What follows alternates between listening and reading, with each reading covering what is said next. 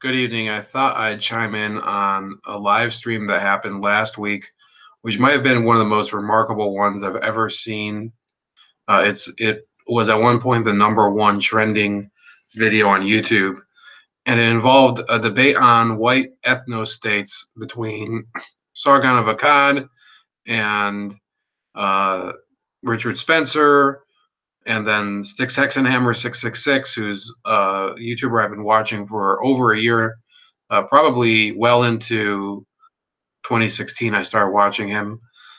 There was also Millennial Woes was in there on the pro white nationalism side, and then of course there were a couple other people, Jean Francois, who I wasn't so familiar with, and basically, to get to the chase, cut to the chase, it was, I believe, one of the more interesting debates I've seen. Now, everybody knows who watched even a few minutes of it. It didn't really go as planned as far as debate etiquette, and I think Andy Warski, whose channel I've been watching for a while, who he's gone more into the debate and long form video, whereas he used to do a lot of the great um, making fun of SJW nonsense, which I loved, and I don't do that much on my channel. Most of my channel is a little more on some of the grayer economic issues that once in a while I'll do something on SJWs, but now he started doing these long form debates, and it was a fascinating debate, but it was a frustrating debate, and I think that it will go down as a watershed moment for that genre of of YouTube video. I've always wanted to have as many interesting guests as I can come to speak to me, bring their ideas. It doesn't always take the form of a debate, but certainly there's disagreements, and we'll pose our viewpoints. It never has gotten as contentious on my small channel as it did on this debate stage. And these are people that I think you did see some egos coming into play with Sargon of Akkad, who is British British classical liberal, I think he calls himself. And then you had Richard Spencer, who is the icon of the alt-right, as he calls it, white nationalism. Hadn't really watched much Spencer content. The other people that were in it, Styx Hexenhammer, I'm fairly familiar with his stuff. Don't agree with him on everything, but he's a very intelligent, patient debater. And then, of course, there was Millennial Woes, who I only recently got acquainted with his channel from a couple videos where he debated Mike Isaacson. It wasn't really a debate. Sorry, Mike Isaacson. You really didn't show any capacity to actually represent what your views are in that video. And Millennial Woes, who is supposedly one of these cavemen white nationalists, really took it to him and explained his ideas much better. And then, of course, I saw another interaction between Millennial Woes and Sargon of Akkad. Now, for most of you that are watching until now, this might be kind of boring. First of all, because now my viewers give a shit about that community of, I don't even know if you call them a community, but that area of YouTube where people have these long form debates. But believe me, it was, and I included the original video in the comments in the description. It was one of the more fascinating ones there was. Now, until now, I've spoken about how I perceive the debate. Now we'll get to a second issue. A lot of people started to say that this was horrible, that the #1 trending debate on YouTube was about white ethnostates, and that shows a dangerous trend where the undesirable elements of political society are given a voice on YouTube to get their horrible beliefs across. Well, I'm sorry, but look, there were a lot of people who were interested in the topic. I personally don't support a white ethnostate, but a lot of people want to talk about it, and that includes people that don't support it. It includes people that do support it, It includes people that don't understand the concept. It includes people that are probably trying to fight against it, and you know, all of those viewpoints and all of those motivations are valid in a free society. And one of the funniest things, and Styx Hexenhammer released a video earlier today, was when you know, David Pakman tried to you know, make fun of Andy Warski, and also also Styx Hexenhammer, by saying, oh, they wanted to take money or something like that. And hold on a second, I need to scratch my nose. That's much better. I'm sorry about that.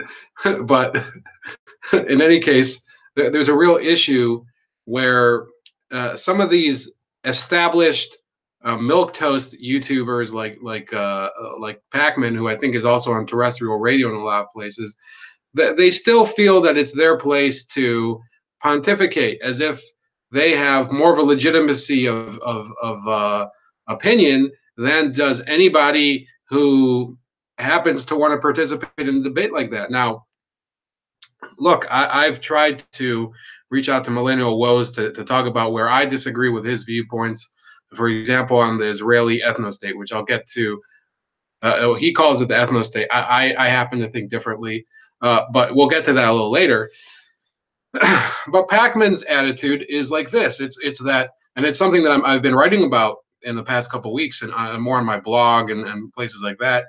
And it's within the Jewish, you know, the Jewish blogosphere, if I could call it that. If there is a Jewish blogosphere, there is, but you know, where it begins and where it ends, I don't know. I'm sure Millennial Woes would have plenty to comment on that. But anyway, there's an attitude among them, especially among the liberal faction of it, which is pretty large, that well, we don't have to debate our ideas or present our ideas to anybody. They're self-evident, and people that don't agree with them are not worthy of having any discussion with them. Well, I'm sorry, but that's not how the liberal intellectual tradition was supposed to have behaved. That's not the way it was when I was, you know, getting educated as you know, through elementary school and through high school. You know, it reminds me, and I think this will be an interesting story. It doesn't matter what background you're from, whether you're white, you're Hispanic, or you're or you know, you're Asian or whatever. You know, I was at a day school until for about 6 grades, 4th through I think 9th grade, and it was a Jewish parochial day school, modern Orthodox. In my last year, we had an instructor who was a rabbi, and he would teach us, you know, the Talmud, but it wasn't the most professional atmosphere. And this guy, a lot of the class, he would prefer to opine on various topics that he thought were trendy, and we were basically his captive audience. Literally, we couldn't leave the class and say, you know, I'm not interested in hearing about the plot of Batman and you know, what was that, Batman Forever, where he was fighting the Riddler or whatever. This was in the late 90s. This guy was a former prison corrections officer. I think it was a former NYPD officer, and he kept, you know, on the one hand, he would preach a lot of liberal buzz values, the type that David Pakman would, and on the other hand, he would talk to us about how we don't have the authority to speak and have our own opinions with respect to him. You know, we would have to defer our opinions to his because we're too young. We were in, I think, 8th or no, we were in 9th grade at the time, and you know, his basic attitude was this: we need a society where people are able to express themselves freely, so long as they're saying the right things. And lo and behold, I mean, there were a number of idiotic incidents that he went through that he was a part of. One of them was when he saw, we have a holiday called Purim where people dress up. It's actually coming up pretty soon, and it relates to the salvation of the Jewish or Israelite exiles in Persia.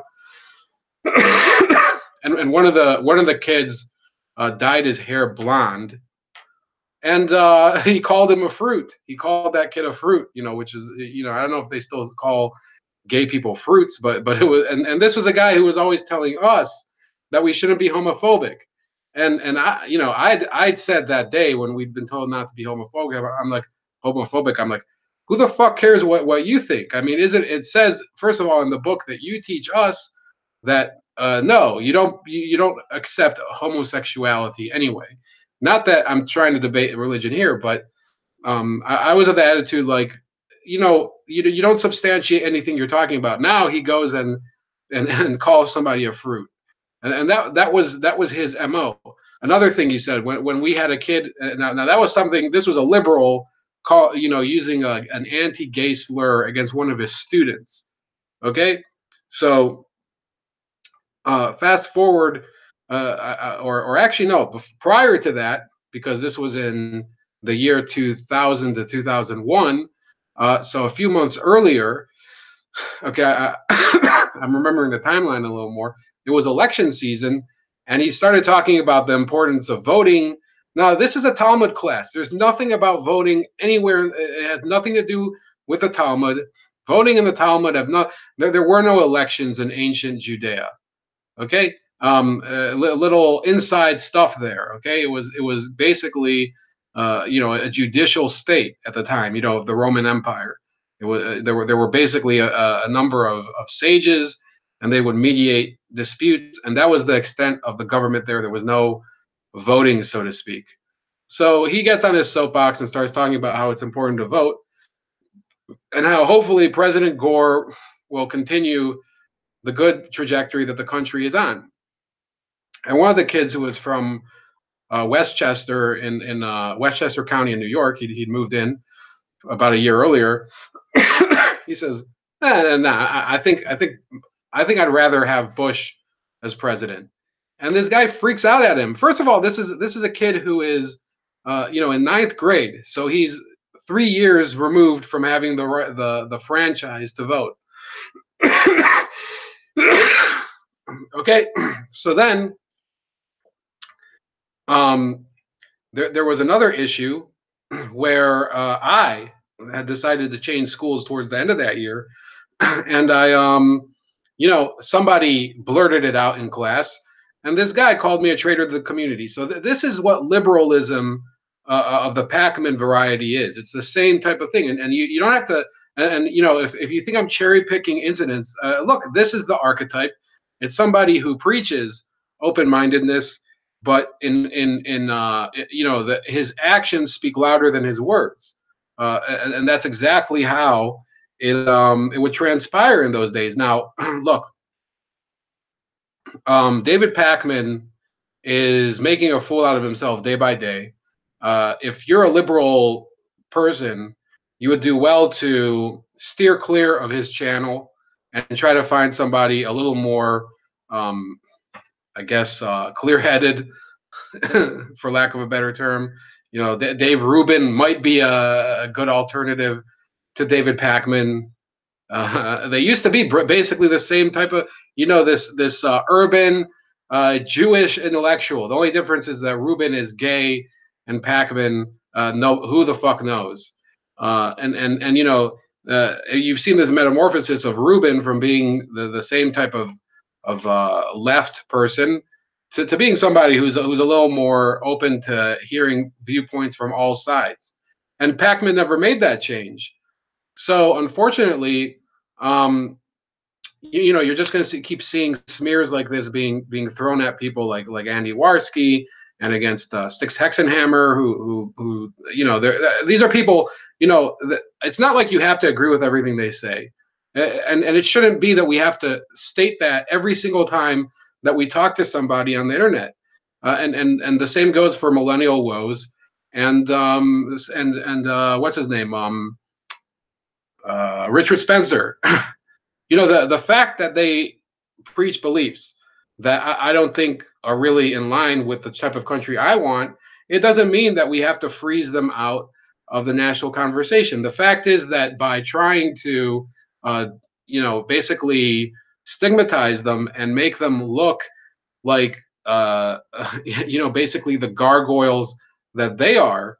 The media is compounding their influence. Okay, now the very cause of this white nationalism upsurge that they're talking about, which is not, it's not as strong or as weak as either side says. A lot of people on the right say, well, white nationalists aren't that many people.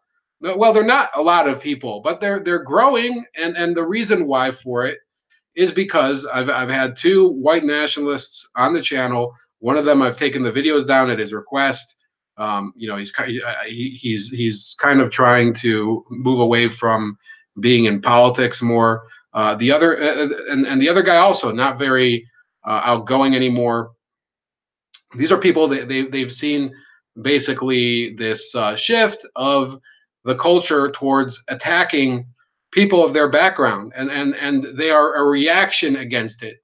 So the best solution to preventing this type of alienation, and I'm not saying we were going to change people's beliefs necessarily, but to prevent alienation, to prevent people from making a further step away from debate and into more coercive means of getting their ideas across, I mean, it could be violence. The first step is through dialogue, and it's through having a civil society, and it's through being able to recognize that if I want my beliefs to be propagated among the public, I have to be secure enough to know that I can, represent them to people that disagree with me, and vice versa. If I have yesterday I had this chat. You can look at my past live stream with Carlos and his girlfriend Nicole, and we didn't agree on everything by any means. And I had another stream. I think it was last week with Soon Fei Yang, and we didn't agree on everything in that stream, but we were able, and it's not, and the bottom line is that this should be it should be obvious that the best way to have a civil society with less violence is to include more people in the discussion, even if they say things that are uncomfortable for other people. Now, I'm not saying that if Richard Spencer had gone on and basically goose stepped his way around and threatened people's lives, or if Sargon had done the same thing and claimed that Spencer should be punched more. I'm not saying that that's the type of discussion I would want, but it's better than what Pakman's proposing. Okay, and it went, and as frustrating as that stream was, it was also very, groundbreaking. There were so many pivotal moments. With Spencer and Sargon and their spars and their ad hominems against each other, and then there was the point where Spencer admitted that he believed that other people should be censored. So I think that there was a lot of value that came out of that 4 hours. That I didn't watch all 4 hours. I had to go, do other things. I can't believe it went on that long. Now, a final note, and I'm going to be tweeting this to Millennial Woes. I don't really use Twitter that much, except for sharing content with people that otherwise I can't reach. Not everybody's on Facebook or post their email. The idea of this, and this is also in response to Styx Hexenhammer from he posted a video this morning. The idea of Israel as a as not a white ethno state, but as they call it a Jewish ethno state, is something that I kind of I don't accept it for a very simple reason, that I don't think of Jews as an ethnicity. Now I am Jewish, as the previous the previous 20 minutes or so have clearly indicated, based on the fact that I had a Talmud class for a while. But the bottom line is this, okay? To become Jewish is possible through birth and by conversion, okay? And there's a lot of people that think that, it's all about the DNA, and it's about the Ashkenaz, and it's about it's about um, the whatever this Jewish gene or whatever, and there's certain indicators. Now, that does not define what a Jew is. A Jew is technically somebody whose mother was born Jewish, and or is Jewish, I should say. So a converted woman can give birth to a Jewish child. That's according to the law of the Rambam, who was the Maimonides, who was one of the. I think it's from him, and that's the other way besides being born yourself a Jew, that you can be Jewish. Now, if you go to the if you go to Israel, long story short, you can see in the streets and all through the country. Now there are enclaves where there's only one type. There will be a city that's mostly Ashkenaz. There's cities that are mostly Yemenite, like Rosh Hashanah is mostly made up of Yemenite Jews. Why? Because they mostly settled there because they were familiar with other Yemenite Jews, and that's simply the reason. The reason why a lot of these areas are mostly populated by a group from one country or another is because they knew other people, and they wanted to live together. Okay, or they wanted to live with people that would, and it kind of mirrors a lot of immigration patterns you see elsewhere. Hoda Sharon is a huge focal point for the Iraqi Jewish community, like my grandparents or my mom. My mom's side was all Iraqi, and then you have Romanians, and there's Ethiopian communities in Hadera and in Haifa and Ashdod and everything. So to call it an ethno state is a very simplistic way of thinking about it, and because there's ethnic enclaves there of various different ethnic groups, and there's no ban on intermarriage between these ethnic groups within the Jewish community there, the Jewish faith, which is not an ethnicity. There's a difference between faith and ethnicity. Okay, now, are there communities that are very strict about it? There are certain communities where they won't marry you if you're the wrong family. Now, that's a clannish, that's a tribalist issue. It has nothing to do with racial genetics or anything. It has more to do with family custom or even religious stringencies or whatever. And it's not something that I think is very comparable to the Spencer model. Now, maybe I just don't understand it quite as much as obviously Spencer or what's his name, or Millennial Woes does.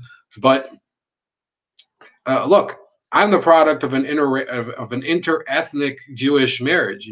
That didn't go well, but but it was a Ukrainian father and a Iraqi mom and everything, and that's how you got me. There's other people I know that, for example, I have a friend whose dad was I don't remember, I think it was Polish, and his mom was Mexican, and they were both Jewish. Now, that's not exactly a race-based model for how the society works. Now, are there families that say, "Oh, we don't want you to marry that person because he's a Yemenite. We don't want you to marry a insert here, an Egyptian or a Polak or whatever." Yes, that's not an ethno state. That's not systematized, racial hierarchy, and it's getting even more muddled as the time goes on. And to be honest with you, there are interracial or I guess intercommunal, more so, marriages between Arabs and Jews in Israel. It's not very common. It's discouraged, but it's not it's not, so to speak, impossible over there. And in fact, it happens quite often that Jews that want to get married to a non-Jew, they'll go overseas and get the marriage certificate there, and they'll move back to Israel. and and the government has to recognize the marriage by law. It's a huge point of contention between the religious parties there and the secular parties there. But you know how they resolve that? They resolve that typically through democratic debate. It can get ugly sometimes, but it's not really as violent as you would expect. So anyway, I'm posting this video. I hope that you guys enjoy it. I'm free to take, I guess reasonable questions. Obviously troll questions I'll probably just laugh at, but you're free to ask whatever you want. And I guess I'm looking forward to seeing more of these streams. I mean, they're very interesting, and I'm not really feeling this whole need to censor and shame people for just debating what they think. So see you later.